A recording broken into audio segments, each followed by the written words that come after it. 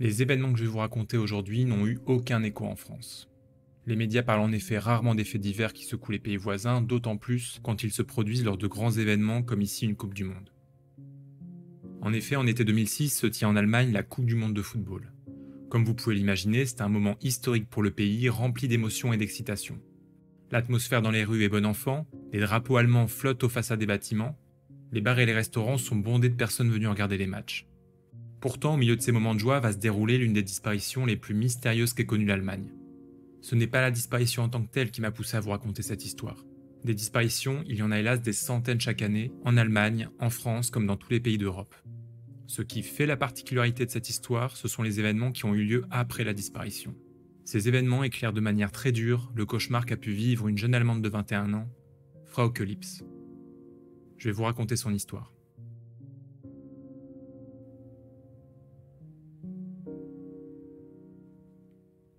Nous sommes en 2006. Frauke vit à Paderborn, une ville de 150 000 habitants située dans l'ouest de l'Allemagne. C'est une ville qui a un vrai charme paisible de ce que j'ai pu voir à travers des photos, avec notamment un centre-ville au style gothique pittoresque. Depuis un an, Frauke a quitté sa famille et s'est installée à Paderborn pour suivre une formation d'infirmière dans l'hôpital de la ville. Elle y vit donc une vie classique de jeune étudiante qui commence sa vie d'adulte. Elle est décrite par ses proches comme étant pétillante, facile à vivre, bref, quelqu'un de fiable et qui entretient des relations saines avec ses amis. Ça se traduit notamment par le fait qu'elle ait pu se mettre en colocation avec son ex-petit ami, Chris, avec lequel elle avait entretenu une relation pendant 4 ans avant de se séparer il y a un an. La mère de Frauke habite à 1 heure de route de Paderborn. Elle a l'habitude de rendre régulièrement visite à sa fille. C'est donc tout naturellement qu'à l'approche des vacances d'été, le 20 juin 2006, qu'elle décide de passer une journée avec Frauke. La journée mère-fille se passe tranquillement et, le soir, elle se rend au restaurant accompagnée de Chris, le colocataire de Frauke. Juste avant d'arriver au restaurant, Frauke reçoit un SMS d'Isabella, une de ses meilleures amies. Isabella lui propose de la rejoindre plus tard dans la soirée, après le restaurant, pour assister au match de foot Suède-Angleterre. Le repas au restaurant se déroule tranquillement, et c'est tout naturellement que Chris et sa mère déposent Frauke vers 21 h devant le pub The Old Triangle, un pub irlandais, tout ce qu'il y a de plus classique accolé à une galerie marchande dans le centre-ville. La soirée se passe très bien. A noter toutefois que Frauke se rend compte à un moment que son téléphone portable n'a plus de batterie. Elle ne peut donc plus envoyer de SMS à ses amis et à sa famille. Par chance, son amie Isabella a exactement le même modèle de téléphone. Elle lui emprunte donc la batterie de son téléphone, mais point important, Frauke rendra la batterie à son amie juste avant de quitter le pub. Vers 23 h, Frauke souhaite rentrer chez elle, elle n'a pas les clés de son appartement, c'est Chris, son colocataire, qui devra lui ouvrir. Elle ne veut donc pas rentrer trop tard pour ne pas avoir à le réveiller. Elle quitte le pub à 23 h et prend donc seule le chemin du retour. De son côté, Chris, le colocataire, passe la soirée à l'appartement. Il regarde la télé en attendant Frauke. Ils n'ont qu'une clé pour deux, il a donc prévu de veiller en l'attendant afin de lui ouvrir quand elle rentrera. En fin de soirée, il commence à s'impatienter, Frauke n'est toujours pas revenue. Mais bon, il sait qu'elle est au pub avec ses amis, ça paraît normal que sa soirée se prolonge même si le match de foot est terminé. À minuit 49, il reçoit un SMS de Frauke. Dans ce SMS, elle écrit « J'arriverai plus tard, le match était sympa, bisous, à plus tard ». Chris est presque endormi, mais il décide d'appeler Frauke pour en savoir plus. Sans succès, il tombe sur son répondeur. Il se dit que peut-être que son téléphone n'a plus de batterie, puis s'endort en se disant que Frauke le réveillera en sonnant à la porte ou en lui téléphonant. À ce stade, on est déjà face à quelques éléments inquiétants. Frauke a quitté le pub vers 23 h, or Chris reçoit un SMS à minuit 49, quasiment 2 heures plus tard. Information importante, le pub et l'appartement ne sont séparés que d'1 kilomètre. En marchant d'un bon pas, il ne faut qu'une quinzaine de minutes pour faire le chemin. N'oubliez pas aussi que le téléphone de Frauke est déchargé. Déjà au pub, elle ne pouvait pas l'utiliser. Il n'y a aucune raison qu'en sortant du pub sur le chemin du retour, sa batterie se soit rechargée et qu'elle ait pu l'utiliser. Comment a-t-elle pu envoyer un SMS à minuit 49 et pourquoi l'a-t-elle envoyé quasiment 2 heures plus tard? À ce stade, les proches de Frauke n'en ont pas encore conscience, mais la vie de la jeune fille a déjà basculé. Le lendemain matin, les choses s'accélèrent. L'ami de Frauke, qui a passé la soirée au pub avec elle et qui suit les mêmes études, s'étonne de ne pas la voir arriver en cours à 8 h. À la fin du cours, elle décide d'appeler Chris, le coloc de Frauke, mais Chris dort encore, c'est cet appel qui le réveille. Face à l'inquiétude d'Isabella, il se précipite dans la chambre de Frauke. Le lit est fait. Elle n'est pas rentrée à l'appartement durant la nuit. Chris prévient la mère de Frauke. Il appelle aussi les hôpitaux de la ville, mais aucune trace d'elle. La mère de Frauke est bien évidemment morte d'inquiétude. Elle va signaler la disparition de sa fille à la police de son village, mais dans un premier temps, comme souvent dans ce genre de cas, c'est l'impasse. La police lui dit que Frauke est majeure et qu'en tant qu'adulte, elle est libre de ses mouvements et de ses choix. Les proches se retrouvent démunis dans l'attente de la réapparition de Frauke. Le 22 juin, 2 jours se sont passés depuis la soirée au pub. Face au caractère inquiétant de la disparition de Frauke, la police de Paderborn se saisit enfin de l'affaire. Le même soir, la mère de Frauke distribue des tracts dans le centre-ville de Paderborn avec une quarantaine de camarades de sa fille. Et là, c'est la surprise et le soulagement. Le portable de Chris sonne. Frauke est au bout du fil. Salut Christos, je voulais juste te dire que je vais bien. T'es où? Tu rentres quand à la maison? S'il te plaît, dis à maman et à papa que je vais bien. Cet appel laisse les proches perplexes et inquiets. Où est Frauke? Qu'est-ce qui se passe? Pourquoi elle n'est pas rentrée? Beaucoup de questions sans réponse. Ce comportement ne ressemble pas du tout aux habitudes de Frauke. Un fait marquant est relevé. Elle a utilisé Christos au lieu de Chris pour s'adresser à son ami. D'habitude, elle ne le fait que lorsqu'elle est en colère contre lui ou qu'elle souhaite qu'il écoute attentivement. Chris remarque aussi qu'elle semble fatiguée, qu'elle parle très lentement, de manière monotone, comme si elle n'était pas dans son état normal. Dans les heures qui suivent cet appel, les proches tentent de la rappeler. Mais le téléphone portable de Frauke est à nouveau éteint. Face à cet épisode troublant, les enquêteurs engagent une procédure pour suspicion de prise d'otage. Cela afin d'obtenir un motif légal pour surveiller les communications téléphoniques de Frauke. Cette procédure va leur permettre de tracer les lieux des appels. Bien sûr, les amis et les connaissances de Frauke sont interrogés, sa photo est diffusée sur tous les panneaux d'affichage de la ville, sans succès. Rien ni personne ne permettent de comprendre ce qui arrive à Frauke.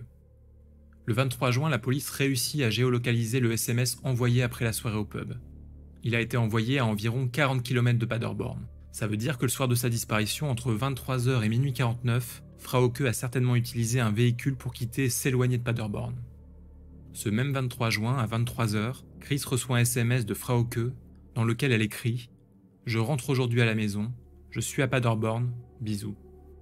Au moment où Chris reçoit ce SMS, Frank, le frère de Frauke, reçoit une notification automatique indiquant que le téléphone portable de Frauke est à nouveau disponible. Il l'appelle immédiatement et elle décroche.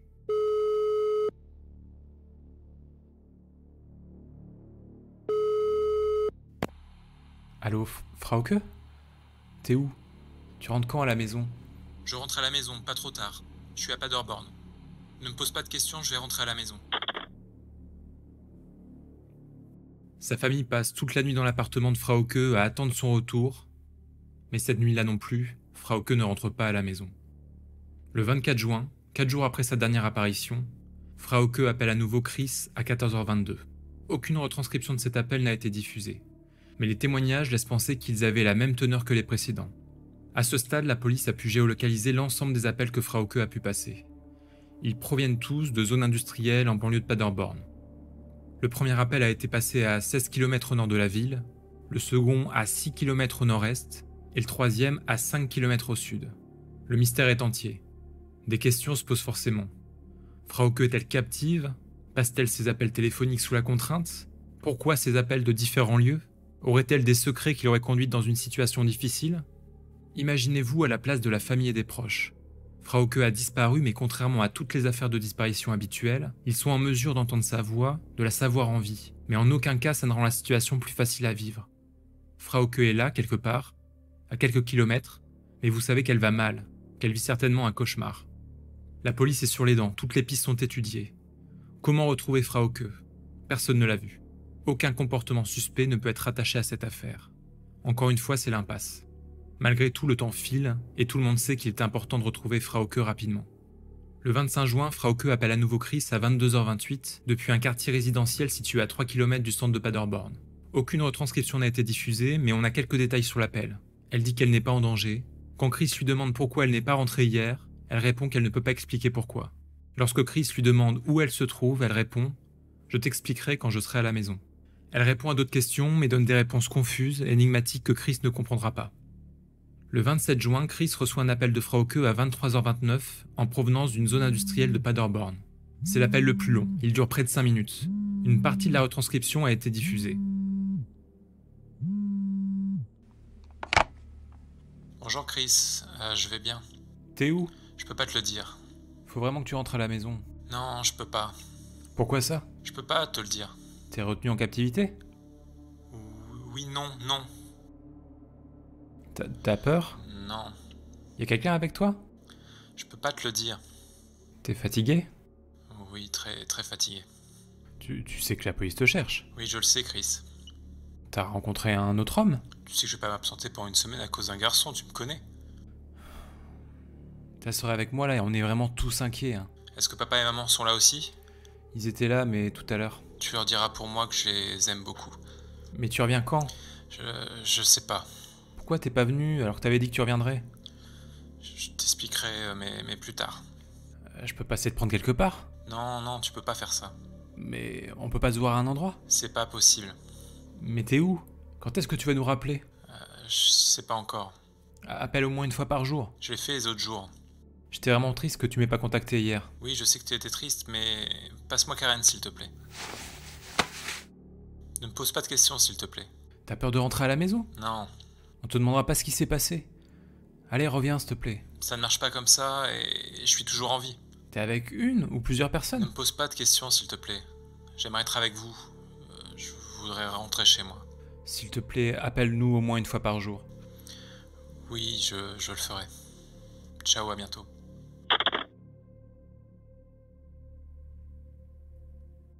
Cet appel est particulièrement inquiétant. On comprend clairement que Frauke n'est pas libre de ses réponses. Sa réponse à la question "Es-tu retenu en captivité?" est glaçante. Elle répond oui avant de se reprendre et de répéter 2 fois non. Certains documents indiquent qu'on entendrait un cri ou une sorte de grognement, de mécontentement d'une personne tierce à ce moment-là. C'est clairement cet appel qui vient confirmer la thèse de l'enlèvement. On peut imaginer qu'elle est face à son ravisseur, sans possibilité de pouvoir parler librement, avec la peur terrible de subir les conséquences d'une erreur de sa part, et peut-être avec l'espoir de pouvoir revenir chez elle si elle fait ce qu'on lui demande. Karen, la sœur de Frauke, qui est présente lors de l'appel, dira par la suite que sa sœur semblait en transe, que sa manière de parler était totalement brouillée. Pour elle, ce n'était pas seulement dû à l'épuisement, peut-être qu'elle avait été droguée. Elle pense aussi que Frauke pleurait pendant l'appel. Chris dira plus tard que cet appel lui avait redonné de l'espoir. De l'espoir parce que la conversation avait duré longtemps, que pour une fois c'était un vrai dialogue. La sœur de Frauke avait un avis assez différent. Au contraire, c'était l'appel le plus inquiétant pour elle, justement parce qu'il était différent, comme il s'agissait d'un adieu ou d'une conclusion. La suite des événements va donner hélas raison à sa sœur. Ce sera le dernier appel de Frauke. Elle ne donnera par la suite plus aucun signe de vie. Le 4 octobre 2006, plus de 3 mois après la disparition de Frauke, la brigade criminelle reçoit un appel. À 20 km près d'un bois, un chasseur a trouvé un cadavre. La décomposition est à un stade plus qu'avancé, le corps est quasiment à l'état de squelette.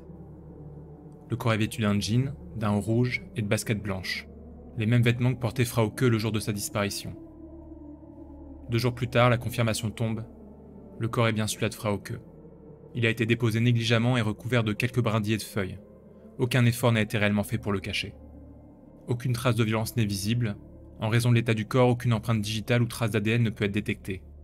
Les traces de pas et de pneus qui auraient pu guider les enquêteurs vers le coupable ont depuis longtemps disparu.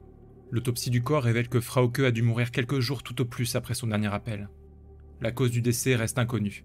Rien n'indique qu'elle ait été blessée par balle ou par un coup de couteau, tous les os sont intacts. Il n'y a aucun signe d'abus sexuel, bien qu'on ne puisse pas exclure qu'elle ait subi ce type de violence. Un étranglement est peu probable. En cas de strangulation, l'os hyoïde, situé au niveau du cou, se brise la plupart du temps. Or ici, ce n'est pas le cas. Aucune trace de drogue n'est retrouvée dans les os et les cheveux de Frauke, mais encore une fois, il est difficile pour les enquêteurs d'exclure cette hypothèse. Certaines substances sont très rapidement éliminées par l'organisme. Les révélations sur la fin tragique de Frauke Lips laissent ses proches, les enquêteurs et la population dans un état de choc. La disparition soudaine et inexpliquée de cette jeune femme devient un mystère captivant et déroutant. La police est confrontée à un corps sans vie, sans aucun indice concret à exploiter. Tout les mène encore une fois à une impasse. Comme je vous l'ai dit au début de ce récit, cette affaire est particulièrement troublante, en raison des appels et des messages de Frauke après sa disparition. Il ne fait aucun doute qu'elle était sous la contrainte malveillante d'un ravisseur. C'est une situation très atypique pour une disparition. Une jeune femme disparue qui, au lieu de rester silencieuse, prend contact avec ses proches. Ces mots « je vais bien » semblent rassurants à première vue, mais ils ont soulevé dès le début une question inquiétante. Frauke était-elle vraiment libre de ses mouvements et de ses paroles lorsqu'elle passait ses appels? Ou était-elle à quelques mètres d'un ravisseur qui la forçait à passer ses appels? Les lieux d'où proviennent ces appels renforcent le mystère. On parle ici de zones industrielles désertes la nuit, loin de l'environnement familier d'une jeune étudiante. Pourquoi Frauke, connue pour sa vie simple, se retrouverait-elle dans de tels endroits? Les multiples lieux d'où ont été passés les appels semblent indiquer que Frauke était transportée, sûrement afin de brouiller les pistes. Le dernier appel de Frauke est particulièrement révélateur. Sa voix, normalement pleine de vivacité, trahit une tension et une peur dissimulée. Lorsqu'on lui demande si elle est retenue captive, elle souffle d'abord un oui avant de se reprendre brusquement en disant non, non. Ce moment fugace où sa réponse semble filtrée par la peur laisse penser qu'une autre personne est présente, et que cette personne contrôle ses paroles, surveille chaque mot qu'elle prononce. Après la découverte du corps de Frauke et malgré le peu d'indices, la police va explorer plusieurs pistes. Chris, l'ex-petit ami et colocataire de Frauke, fait l'objet d'une enquête approfondie. Mais il a des alibis solides. Il est très vite écarté des suspects potentiels.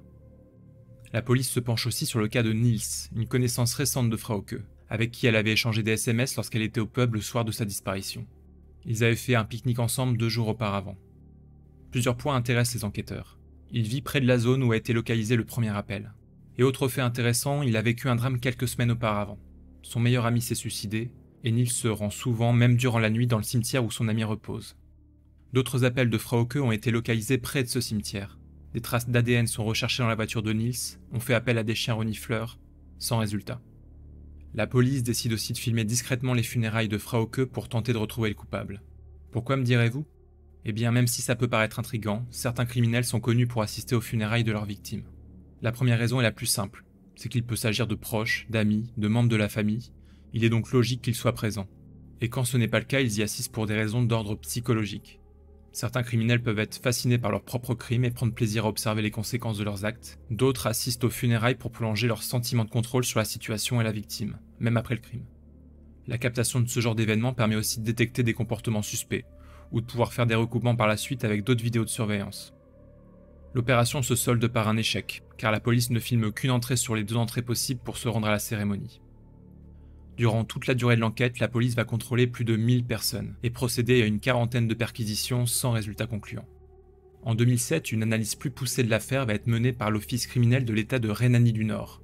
Elle conclut que Frauke a été probablement détenue dans la région de Nieheim, à 30 km au nord-est de Paderborn, et qu'elle était amenée à proximité de Paderborn avant chaque appel afin de faire diversion. En juin 2007, soit 1 an après la disparition de la jeune femme, la police dissout la commission d'enquête sur la disparition et le meurtre de Frauke. 11 enquêteurs auront travaillé sur ce cas en vain. En 2016, des liens ont été brièvement établis avec une autre affaire sordide.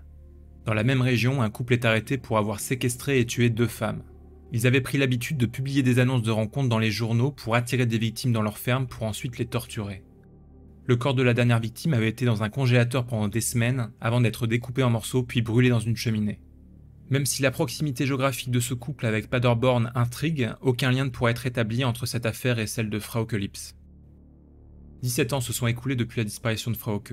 L'affaire n'a toujours pas été résolue et aucun élément notable n'a fait surface depuis 2006. Pendant des années, les proches ont tout fait pour faire avancer l'enquête. Ils ont notamment créé un site internet d'appel à témoignages. Ils avaient la conviction qu'une personne, qu'un complice, savait ce qui s'était passé et pourrait tôt ou tard témoigner anonymement. Mais encore une fois, dans cette affaire, le silence et l'absence vont peser lourdement. Même s'ils gardent l'espoir de connaître un jour la vérité, ils ont souhaité clore ce chapitre douloureux.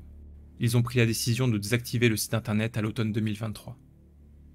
Dans cette affaire de disparition singulière, les appels et les messages de Frauke ont offert une perspective troublante sur ce qu'elle a pu endurer. Contrairement aux autres cas où le silence règne, ici chaque appel et chaque message ouvrent une fenêtre sur les violences et l'horreur que Frauke a vraisemblablement subies. Ces communications sont devenues des témoignages sonores et textuels de sa détresse. À travers eux, on peut presque sentir le poids de sa peur et la gravité de la situation. La nature de ces appels laisse transparaître une réalité sombre, celle d'une jeune femme confrontée à des circonstances terrifiantes et mystérieuses.